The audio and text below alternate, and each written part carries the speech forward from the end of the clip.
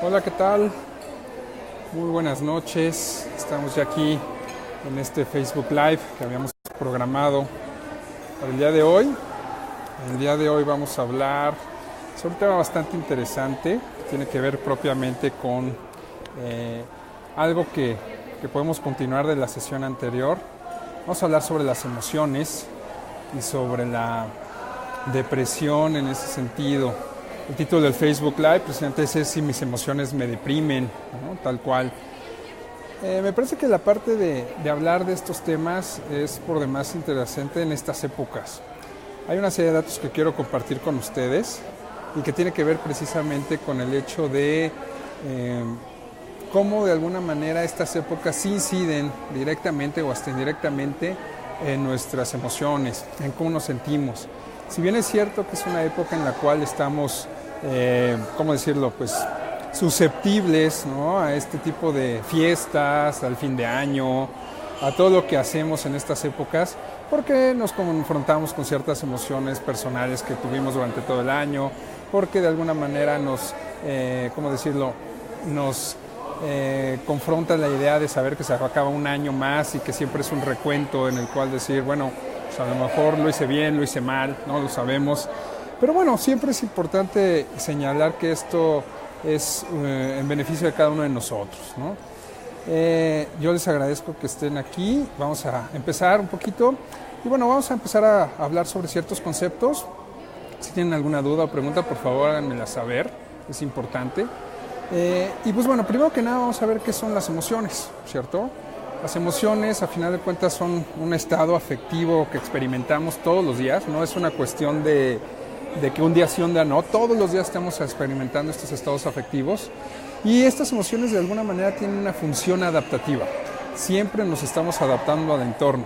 Al final de cuentas, cuando nosotros reaccionamos con una emoción, reaccionamos a un estímulo externo. Reaccionamos a algo que de alguna u otra forma nos está implicando y que nos está impactando directo o indirectamente. Entonces las emociones no dejan de ser un estado afectivo que experimentamos todos los días y que de alguna manera tiene una función adaptativa. Distintos autores y distintas teorías hablan sobre estas emociones y en sí, en general, nos reconocen algún tipo de emociones. En general, hay 6 emociones básicas que nosotros ya conocemos. Está el miedo, está la sorpresa, está la aversión, está la ira, está la alegría, está la tristeza. Cada una de estas emociones nos representan una función adaptativa al mundo en el que vivimos. El miedo de alguna manera habla de una anticipación a una amenaza o algún peligro que nos produce de alguna otra forma, y esta es la parte importante, nos produce ansiedad, nos produce incertidumbre, nos produce inseguridad, ¿no? Ese es el miedo. Más adelante vamos a hablar un poquito más de esto. Está la sorpresa, que de alguna manera reaccionamos con sobresalto, con asombro, con desconcierto, y es de alguna manera transitoria, ¿vale? Está la aversión, que tiene que ver con el disgusto, con el asco, tiene que ver con ubicar perfectamente los objetos que nos generan este tipo de rechazo. Está la ira, que de alguna manera nos provoca rabia, enojo, resentimiento, furia, ¿no? Irritabilidad, ¿no?, de alguna manera, ¿no? Está la alegría, que habla de alguna manera por expresar nuestra diversión, nuestras euforias, la forma en que estar contentos, es una sensación de bienestar en general y sobre todo tiene que ver mucho con una sensación de seguridad, ¿vale? Y por último tenemos a la tristeza, que de alguna manera nos representa la pena, la soledad, el pesimismo en ciertas cosas, ¿no?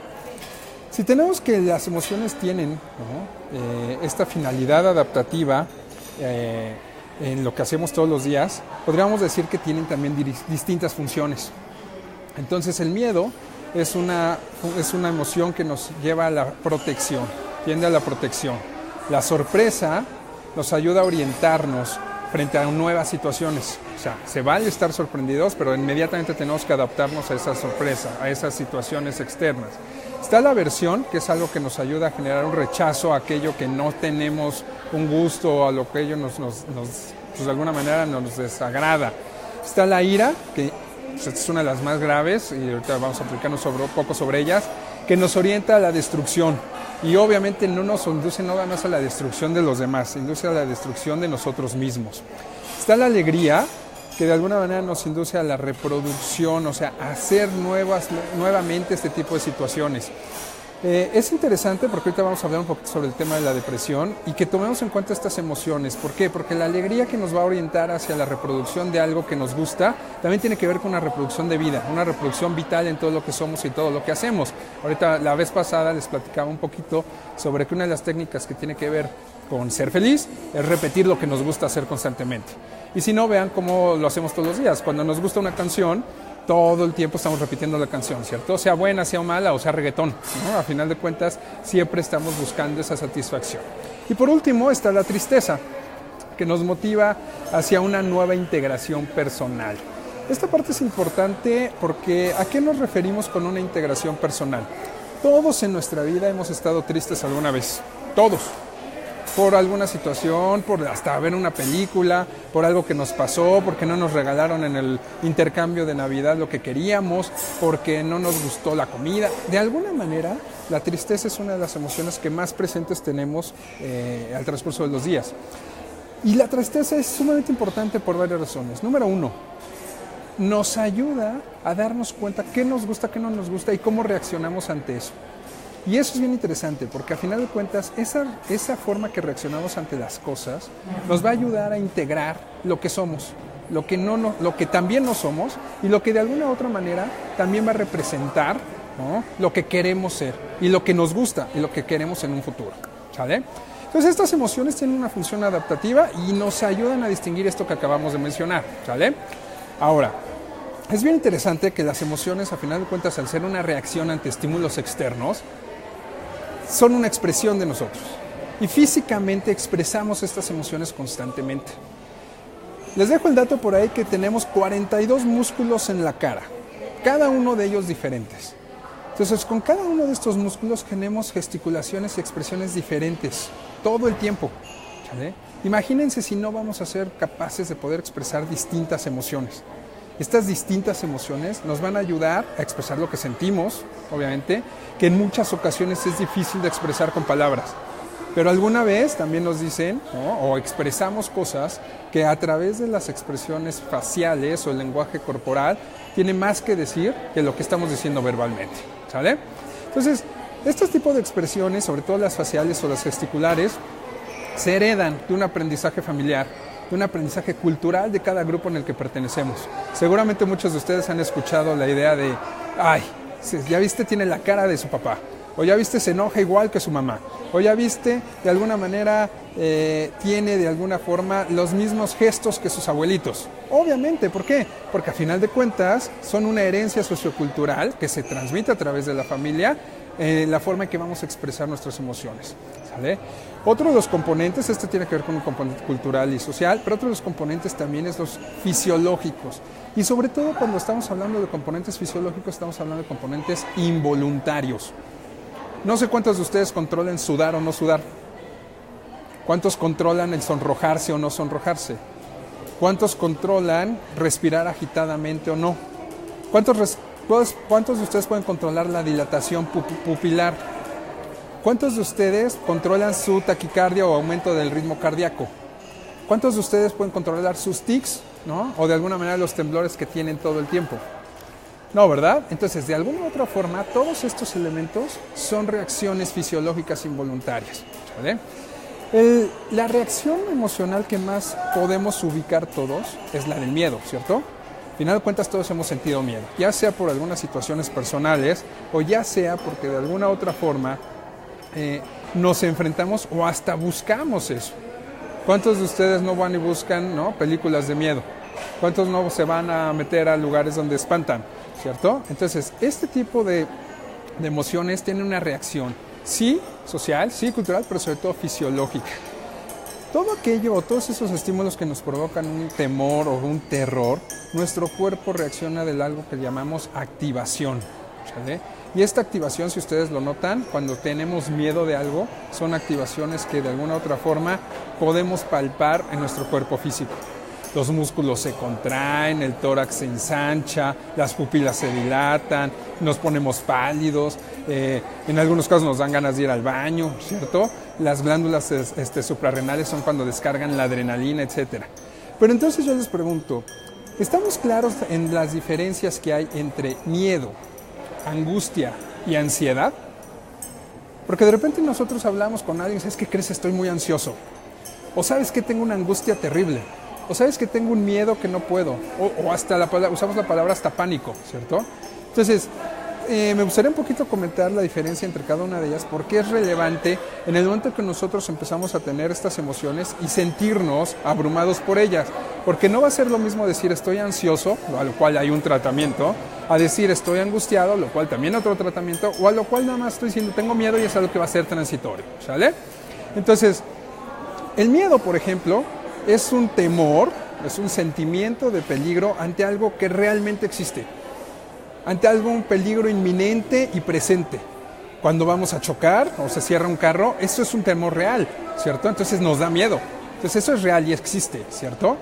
De alguna manera, la ansiedad normalmente, en la ansiedad las personas presentamos cierta aprensión. ¿Qué es la aprensión?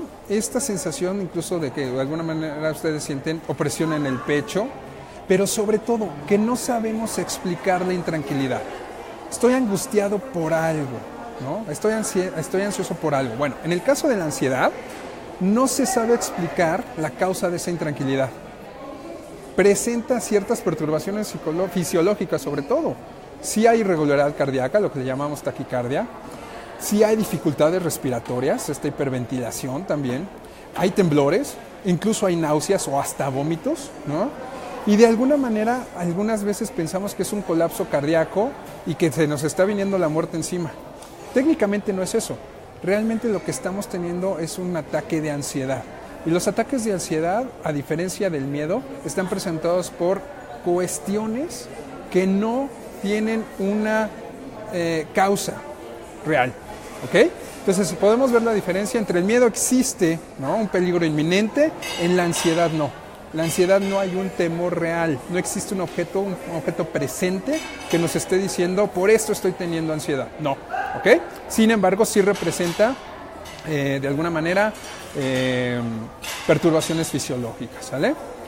En el miedo obviamente ubicamos estas situaciones de peligro muy claras, muy obvias de ver, ¿no? Y en la ansiedad de alguna manera es un sentimiento inmotivado y hasta cierto punto autónomo. No hay una motivación, no hay un motivo real para sentirnos ansiosos, ¿sí? Pero sí, de alguna manera, lo estamos viviendo, ¿verdad? En el miedo siempre hay un contexto, siempre hay una situación que nos relaciona, o sea, una situación de peligro, este objeto amenazador, etc. En la ansiedad no hay un objeto concreto, siempre hay esta diferencia. Entonces, cuando nosotros pensemos que tenemos miedo o ansiedad, distingan esto. Hay un objeto presente que lo está provocando, llámese desde una araña, llámese desde la oscuridad, llámese todo, es miedo. Pero no estoy viendo yo ese objeto presente, no lo considero como tal, es ansiedad. ¿Ok? ¿Ok? Entonces, todo esto tiene que ver incluso, ¿no?, con lo que nos han dicho que es eso, lo que nos han dicho que es el miedo y la ansiedad. Una vez queda claro esta parte, me gustaría hacer la diferencia entonces entre angustia. Estoy muy angustiado, es que eso me dejó angustiado, es que no me hagas eso porque me angustia. Todos estos conceptos que usamos a veces coloquialmente, pero que no los entendemos de fondo. De alguna manera, hay un origen etimológico en cada una de estas palabras. Mientras que la palabra ansiedad se deriva de la palabra ansietas, que significa incomodidad, ¿sale? Angustia viene de la palabra angor o angor, que significa estrechez o angostamiento, ¿sale? Esta situación de agostamiento que tenemos cuando sentimos que se nos traba algo, cuando sentimos que se nos hace chiquita la garganta, llamémoslo así, estamos hablando de angustia, ¿sale? Y desde un punto de vista clínico, llamemos así, la ansiedad es el componente psicológico de la emoción y la angustia es el componente somático, o sea, es lo que sentimos. Acuérdense que soma tiene que ver con el cuerpo. Entonces, lo que sentimos en el cuerpo tiene que ver con la angustia. Esta parte en que sentimos que nos ahogamos, esta parte en que sentimos que no podemos respirar, esta parte en la que sentimos que de alguna u otra forma algo nos está apretando o estrechando.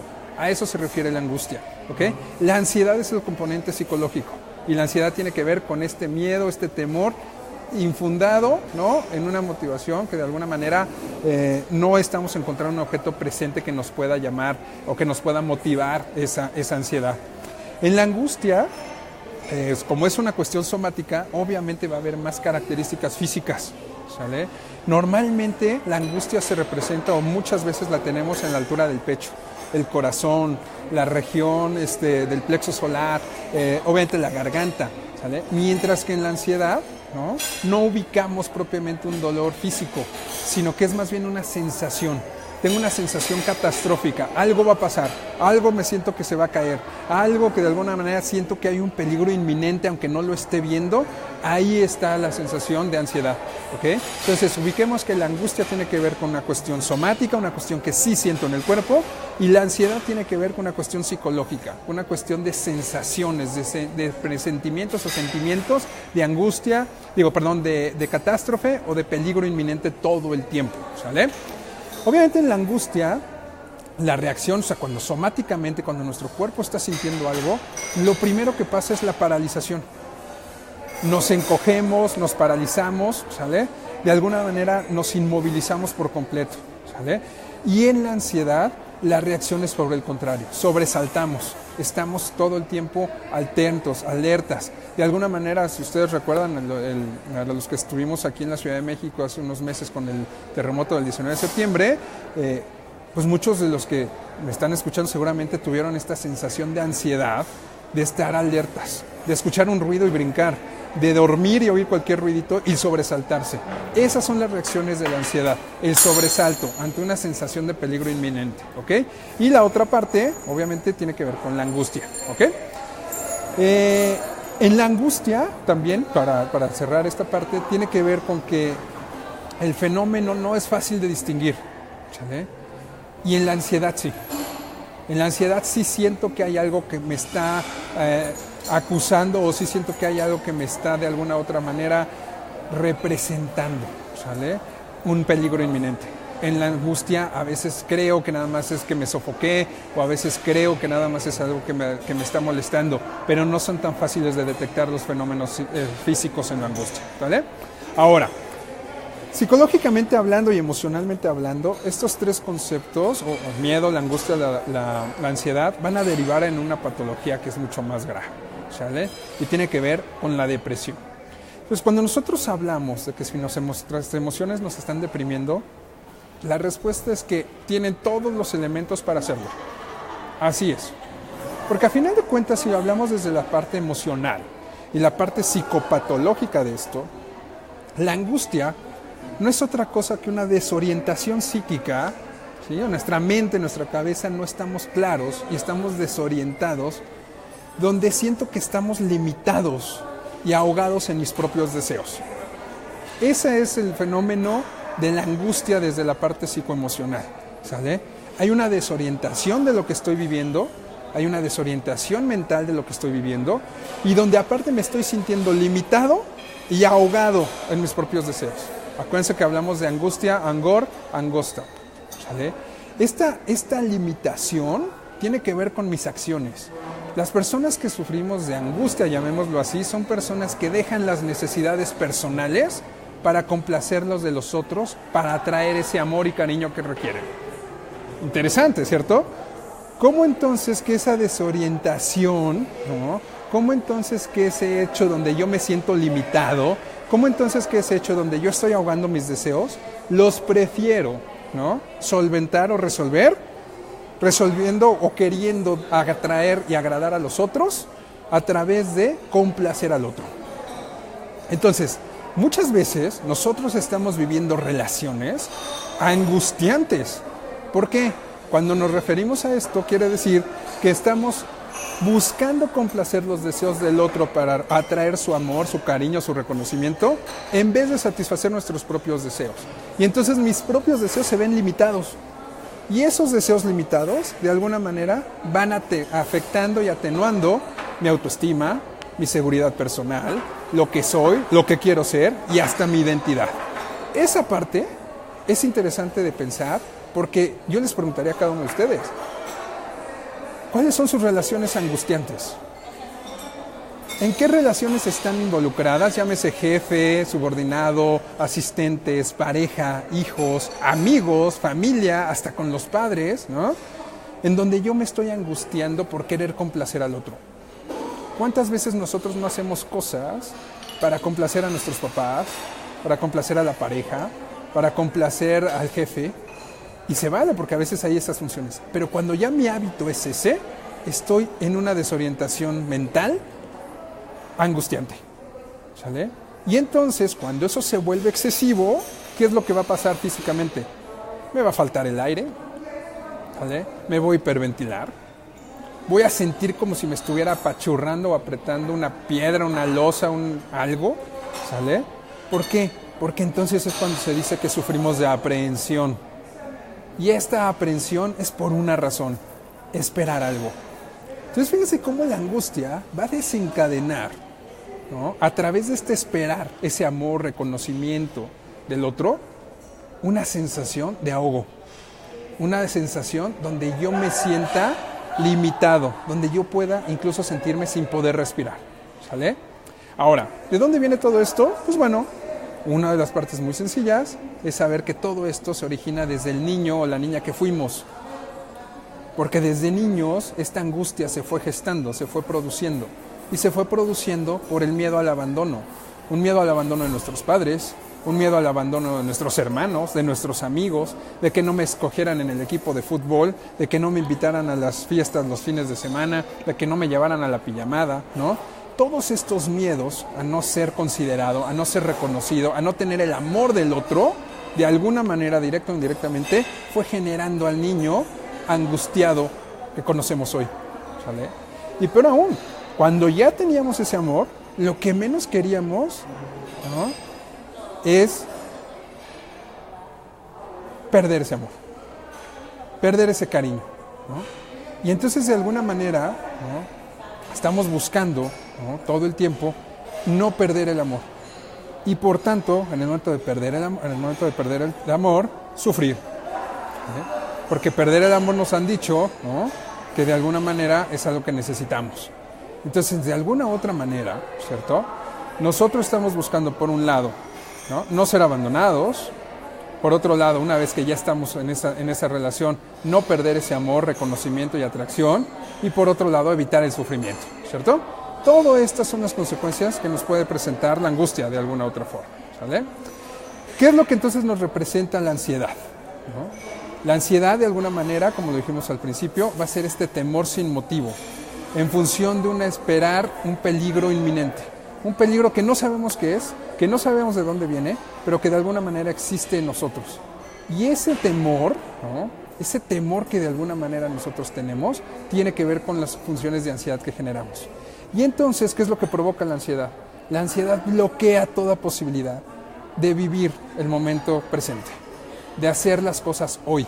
Y entonces esta ansiedad va construyendo constantemente un muro de imposibilidad, de no podernos relacionar nosotros en un momento actual, en una relación, porque siempre hay un temor a un peligro inminente que no veo, que no conozco, que me imagino. Y entonces, como un método de evasión, lo que está haciendo una persona ansiosa todo el tiempo es hablando del pasado. Y entonces siempre es que antes, y es que en el pasado, y es que cuando era niño, y es que cuando esto, o cuando él no era malo, o cuando ella hacía esto, o cuando éramos novios. Y entonces siempre estamos buscando, ¿no?, este tipo de señales en el pasado, ¿no? Y señales me refiero a que las personas ansiosas comúnmente lo que buscamos son señales para justificar y argumentar la razón de que le temo algo, ¿sale?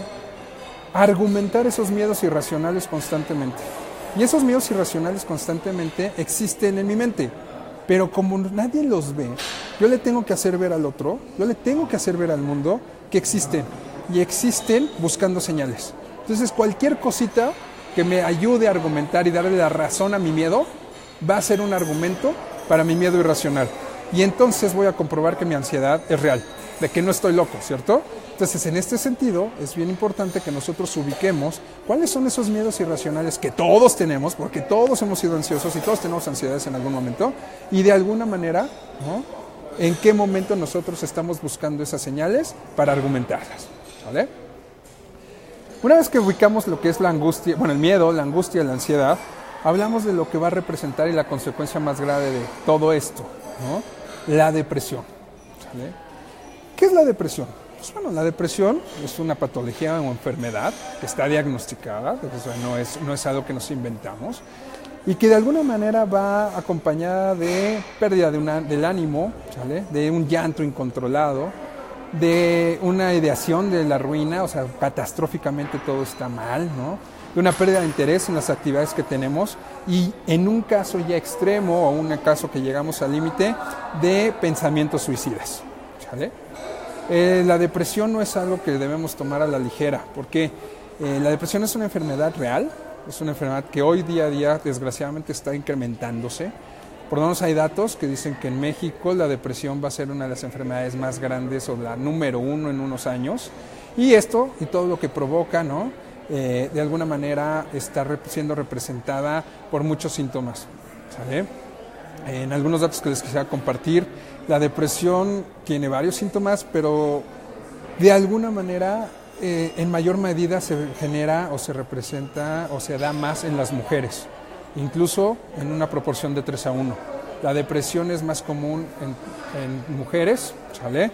La depresión está ubicada más en el género femenino, sin embargo, ¿no? La mayor incidencia de suicidios consumados es en los varones. Entonces esto tiene mucho que ver en muchos factores socioculturales, ¿no? La prevalencia de la depresión está ubicada también en mujeres casadas más que en solteras. De alguna manera, pues bueno, obviamente a lo mejor se siente mayor estrés y mayor presión al respecto. Y también es cierto que las mujeres está demostrado que reaccionan de manera más ansiosa que los hombres a las formas conflictivas de la vida, ¿sale? Cuando sufrimos depresión nos sentimos tristes, ¿no? Cualquier pequeño esfuerzo nos cansa, perdemos el sentido del humor, las ganas de hacer aquello que normalmente nos entusiasma, ¿no?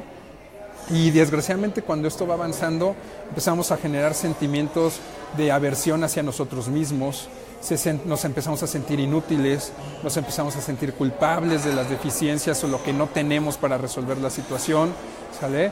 Y empiezan a generarse ataques de llanto, pérdidas de peso, insomnio, ¿no? La comida no sabe bien, somos inapetentes, el sexo incluso resulta poco excitante, ¿no? Y se pierde todo interés por la gente con la que normalmente convivíamos, ¿sale? Hay varios tipos de depresión. La depresión está catalogada en 3 tipos normalmente: la depresión reactiva o neurótica, la depresión endógena y la depresión orgánica. Ahorita vamos a comentar un poquito al respecto. Pero lo que sí podemos ubicar de la depresión es que una vez que nosotros ya pasamos por estas situaciones de miedo, de angustia, de ansiedad, hay cosas que son muy claras en todos estos tipos de depresión, independientemente de las 3 tipos que acabo de mencionar, ¿no? Y es que la depresión tienen en común las 3 los siguientes factores. Obviamente nos vemos deprimidos, ¿sale? Obviamente perdemos el placer, el interés por las cosas que nos gustaban.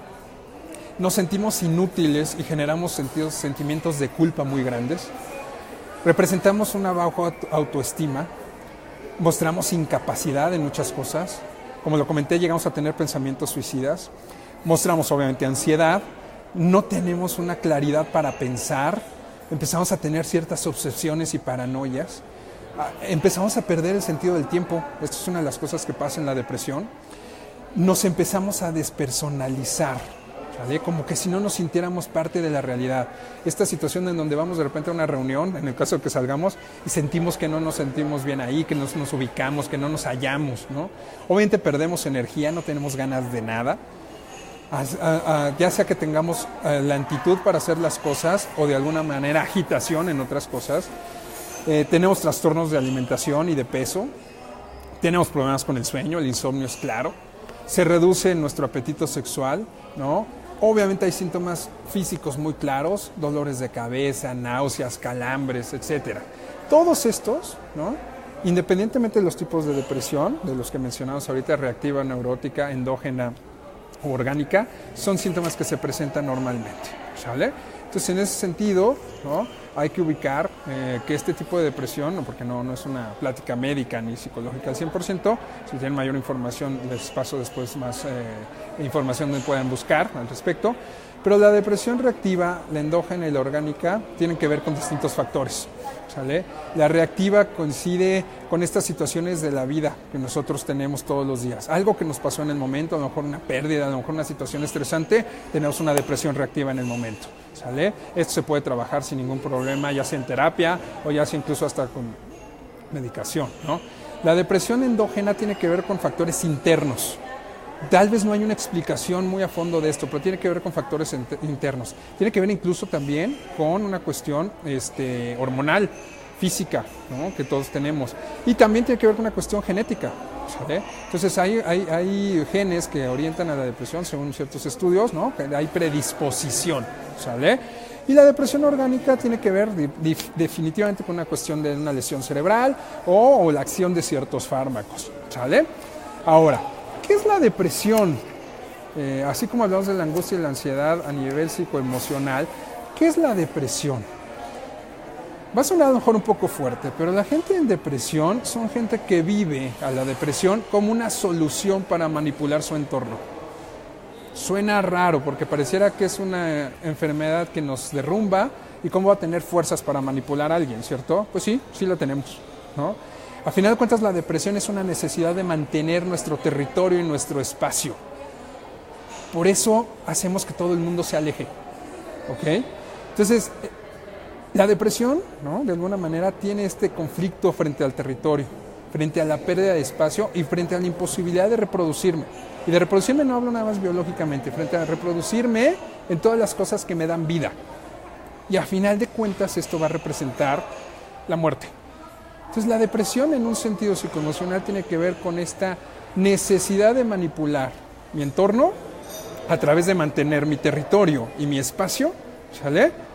Para que de alguna manera nosotros, ¿no? Ante esta imposibilidad de reproducir sensaciones positivas, cuestiones de vida, no llegue a la muerte o esté tentando con la muerte, ¿sale? A final de cuentas también la depresión va a generar un conflicto de identidad. Y este conflicto de identidad, si ustedes lo ven de alguna otra manera, está provocado hasta por ciertos delirios de grandeza, ¿no? Imagínense que yo, sintiéndome tan mal como digo que me siento, aún así estoy controlando, ¿no? A la gente. Aún así estoy manteniendo mi espacio y mi territorio y hago que la gente, o mi entorno, las personas que están a mi alrededor, puedan, ¿no? Preocuparse por mí y de alguna otra manera estar interesadas en mantener mi espacio, mantener mi territorio y mantener mi identidad. Entonces es una manera de manipulación muy grande. La depresión tiende a ese tipo de manipulación. Se oye feo, se oye fuerte, porque pareciera que está alguien enfermo y alguien enfermo no tendría por qué hacer eso. Pues bueno, lo es, ¿no? Porque a final de cuentas la consecuencia de toda esta manipulación no es otra cosa que la autoagresión por falta de reconocimiento. Una persona en depresión es una persona que está buscando un reconocimiento y al no tenerlo se autoagrede y agrede a los demás. Entonces, obviamente que la depresión es una enfermedad que hay que tratar, que hay que cuidar, sí, pero que hay que ubicar de alguna otra manera, de la mejor forma, ¿para qué? Para saber cuál es el nivel de agresión que estoy teniendo hacia mí mismo y hacia los demás, que esa es la parte importante, ¿sale? Ahora, no nada más, la idea no es decir, bueno, ya estoy angustiado, estoy ansioso, estoy deprimido. ¿Se puede trabajar? ¿Se puede resolver? Sí. De alguna manera, siempre hay formas para resolver, ¿no? La depresión. Y la depresión, ¿no? De alguna manera puede trabajarse con terapia, ¿no? Y con medicamentos, ¿sí? Pero hay formas. Lo importante aquí es que cada una de las que acabo de mencionar son herramientas para ello. No podemos llegar a depender ni de los medicamentos ni de la terapia. Hay distintas terapias o distintos enfoques terapéuticos que pueden trabajar con la depresión. La depresión puede ser trabajada a través de la terapia cognitiva, donde lo que van a intentar es buscar cambiar las creencias y los pensamientos por algo positivo. Esta terapia puede estar acompañada también por antidepresivos. La terapia interpersonal, que tiene que ver con resolver, ¿no? Los problemas interpersonales y se va a trabajar sobre el desarrollo de habilidades sociales del paciente. Y la terapia psicodinámica, donde se va a buscar a través de un cambio de personalidad entender los conflictos de la infancia no resueltos. Todas estas terapias, obviamente hay más, pero estas básicamente van a querer trabajar con el paciente y algunas se pueden acompañar de un tratamiento médico, ¿no? Pero si no, también puede ser la pura terapia, dependiendo la intensidad o la profundidad de la depresión, pero tiene que ver con poder trabajar, ¿no? Y resolver todos estos pensamientos, estos temores y habilitarnos con herramientas, ¿vale? Ahora, a grandes rasgos, esto es lo que les quería comentar el día de hoy. ¿Qué es lo que se puede hacer? Porque muchos me escriben luego y me dicen, no, hijo, pero es que yo ahorita no puedo ir a un psicólogo, o sabes que yo ahorita no tengo para los medicamentos y demás. Bueno, obviamente es importante que si estamos notando todos estos síntomas, ya sea en ustedes o en gente que conocen o gente de su familia o de su entorno, acudan con un profesional a pedir ayuda. Es muy importante. En caso de no, y que no sea tan grave y que simplemente sea un estado de ánimo bajo en el que nos encontramos de momento, hay varias situaciones con las cuales podemos trabajar. Número 1, ¿no? Y ahora sí que es como recomendaciones. Hay que activarse. La depresión se acaba o se empieza a acabar cuando nos activamos, cuando hacemos cosas. Entendemos que es una época o son momentos donde el síntoma principal es no querer hacer nada. Bueno, tenemos que intentar hacer algo. Entonces tratemos de activarnos en lo máximo, hacer cosas, salir, caminar, disfrutar. Si hacíamos ejercicio, tratemos de retomar el ejercicio en todos los sentidos, ¿sale? Y tratemos de recuperar las actividades que nos gustaban antes de entrar a la depresión, ¿sale? 2. Cambiar los pensamientos negativos por pensamientos positivos. Somos muy dados a castigarnos. Somos muy dados a de alguna otra manera ser representados por etiquetas. Entonces, en vez de decir soy un tonto, ¿vale? Cuando haga algo y no me salga, podemos decir, bueno, sí la regué, ¿sí? Pero no quiere decir que sea un tonto. Tengo la oportunidad de hacerlo mejor, ¿vale? Entonces, ese cambio de pensamiento entre lo negativo a lo positivo es importante para también poder trabajar con nuestra depresión. Otra de las cosas que necesitamos trabajar es desarrollar nuestra autoestima, ¿sale? No seamos tan críticos con nosotros mismos, ¿sale? La vida es fenomenal, es maravillosa y hay que disfrutarla en todos los sentidos. Venimos a vivir la vida, no a sobrevivirla, ¿sale? Y entonces, cuando nosotros podemos identificar esos pensamientos autocríticos que nos están destruyendo, nos damos cuenta que el peor enemigo de nosotros mismos somos nosotros. Entonces dejemos de un lado esa clase de comentarios y hagamos algo positivo por nosotros y tratemos de desarrollar esa autoestima todo el tiempo, ¿vale? Otro punto importante aquí es, hay que generar algo que es fundamental que se llama asertividad. Tratemos de ser asertivos cuando nos comunicamos, cuando hacemos algo, ¿sale? La asertividad es esta capacidad para defender nuestros propios derechos, ¿sale? Y de alguna manera no hiriendo a los demás, sino siendo inteligentes para expresar nuestras necesidades de forma constructiva y firme, pero no violenta. No somos autoritarios en lo que queremos decir. Sabemos lo que queremos, entonces como sabemos lo que queremos, lo que podemos hacer es expresarlo. Y cuando lo hacemos de manera constructiva y expresamos claramente nuestras necesidades, nos estamos comunicando asertivamente. Inténtenlo. Es importante que lo hagamos con la persona que tienen al lado y con todos los que se encuentran en la vida. Ser asertivos nos ayuda a no reprimir ciertas, ¿no?, necesidades, ¿sale? Otra parte fundamental es afrontar las situaciones, ¿vale? Hablábamos hace rato que una de las maneras de la depresión para tratar de resolverse era evitar los problemas. Tenemos que evitar los problemas, tal vez, pero normalmente tenemos que afrontar los problemas. Claro que enfrentar los problemas nos dan miedo, nos generan ansiedad o hasta angustia, ¿cierto? Pero a final de cuentas los vamos a tener que enfrentar. Entonces tratemos de enfrentar, no evitemos las situaciones, enfrentémosla, porque a final de cuentas la depresión se nutre, se alimenta de la evitación de problemas, ¿sale? Sabemos que tenemos un problema, enfrentémoslo. A veces con ayuda, a veces con alguien, pero enfrentémoslo, ¿sale?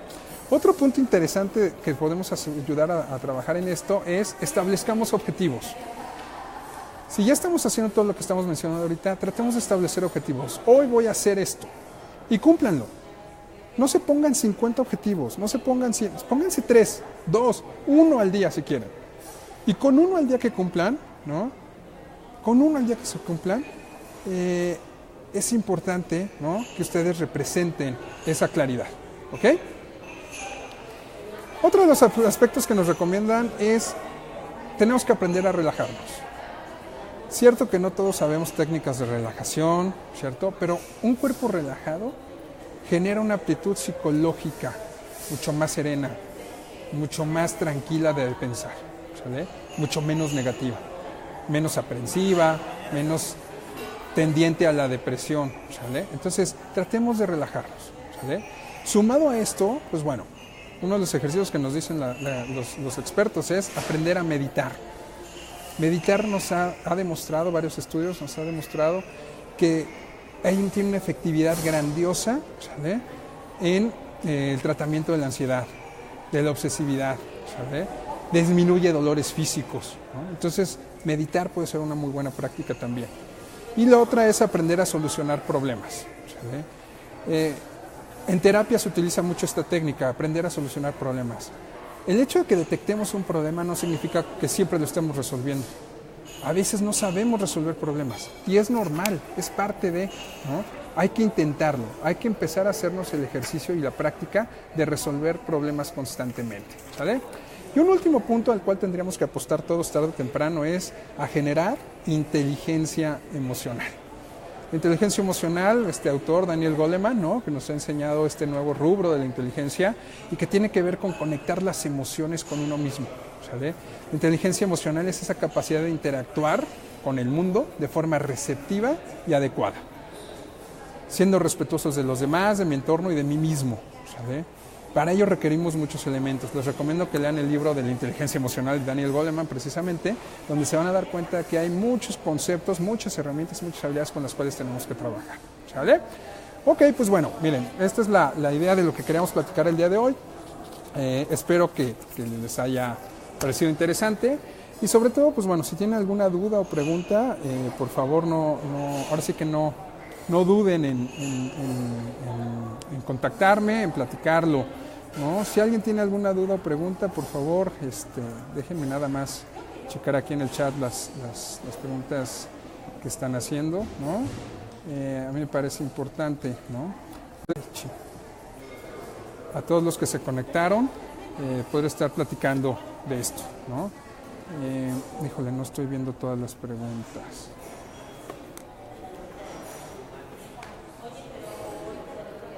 Dudas, preguntas, ¿no? De todas maneras, el video va a estar